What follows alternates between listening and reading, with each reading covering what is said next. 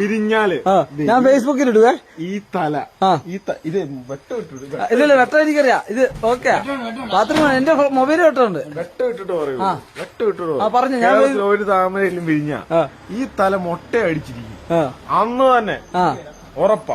കേരളത്തിൽ ഒരിടത്തും താമര വിരിയില്ല എന്ന് ബെറ്റുവെച്ചു. ഒടുവിൽ തൃശൂരിൽ സുരേഷ് ഗോപി ജയിച്ചതോടെ കോട്ടയം പള്ളിക്കത്തോട് സ്വദേശിയായ സുമേഷിന് സ്വന്തം തല തന്നെ മൊട്ടയടിക്കേണ്ടി വന്നു. എന്താണെങ്കിലും ആ ബെറ്റ് വെച്ച ആ പറഞ്ഞ വാക്ക് സുമേഷ് പാലിച്ചിരിക്കുകയാണ്. സുമേഷാണ് ഇപ്പോൾ നമുക്കൊപ്പം ഉള്ളത്. എന്താണ് അത്രത്തോളം ഒരു വലിയ വിശ്വാസമായിരുന്നോ കേരളത്തിൽ BJP ഒരു സീറ്റ് പോലും പിടിക്കില്ല എന്ന്? തീർച്ചയായിട്ടും ഒരിക്കലും ഒരു BJP നമ്മളെ പിടിക്കില്ല എന്നുള്ളൊരു വിശ്വാസമായിരുന്നു. പക്ഷേ പിടിച്ചു.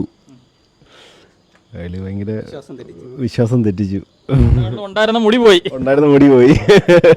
എന്നാണ് ഇങ്ങനെ ഒരു ബെറ്റ് വെച്ച് തന്നായിരുന്നു? അത് വോട്ടെടുപ്പിൻ്റെ അന്ന് തന്നെ ഞങ്ങൾ കൂട്ടുകാരിലവിടെ കൂടിക്കൊണ്ടിരുന്നപ്പം ഒരു ബെറ്റ് രാഷ്ട്രീയമായിട്ട് ഞങ്ങൾ നമ്മുടെ കൂട്ടുകാരെന്ന് പറയുമ്പോൾ പല രാഷ്ട്രീയക്കാരാണ് നമ്മൾ പല കൂട്ടുകാരും.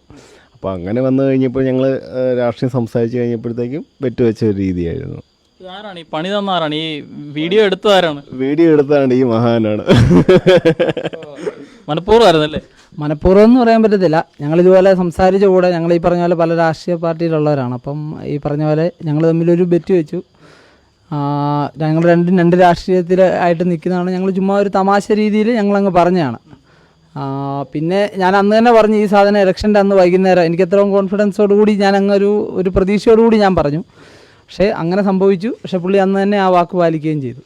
ഈ വീഡിയോ ഫേസ്ബുക്കിലൊക്കെ ഇട്ടായിരുന്നോ? ഫേസ്ബുക്കിലിട്ട്, ഇൻസ്റ്റാഗ്രാമിലിട്ടു, യൂട്യൂബിലിട്ടു. റിസൾട്ട് വന്നതിൻ്റെ രാത്രി മുട്ടയടിക്കേണ്ടി വന്നു. അടുപ്പിച്ചു. അതാണ് പുള്ളി പറഞ്ഞ വാക്ക് പാലിച്ചു. അതൊരു നല്ല കാര്യമാണ്. അപ്പോൾ ഇതാണ് സുമേഷിൻ്റെ പിതാവ്. രത്നാകരൻ എന്നാണ് പേര്. ഇദ്ദേഹത്തിൻ്റെ ഒരു പ്രതീക്ഷയും BJP ഒരിടത്ത് പോലും ഒരു സീറ്റ് പോലും പിടിക്കില്ല എന്നുള്ളതായിരുന്നു അല്ലേ? അതെ, അതെന്നാന്ന് ചോദിച്ചതിൽ പിന്നെ ഞാനൊരു രാഷ്ട്രീയക്കാരനാണ്.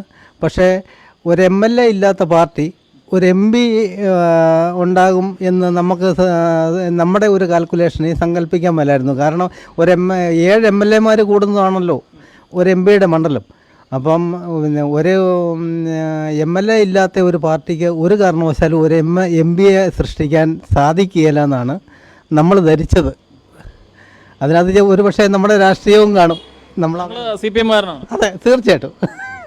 അതിനുശേഷം ഞാൻ ആ വീഡിയോ റിസൾട്ട് വരുന്ന ദിവസമാണ് കാണുന്നത്. അപ്പം ഇങ്ങനെ ഒരു വാക്ക് പറഞ്ഞിട്ടുണ്ടെങ്കിൽ അത് പാലിക്കുന്നതാണ് ആണത്വമെന്ന് പറഞ്ഞയാളാണ് ഞാൻ.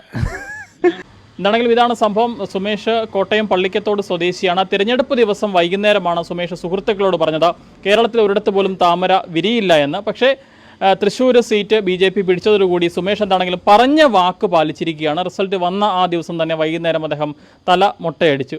വാക്ക് പാലിച്ചിരിക്കുകയാണ്. കോട്ടയത്ത് നിന്നും അരുൺ മലയിലിനൊപ്പം Rahul Irumbukuzhi, focus news TV.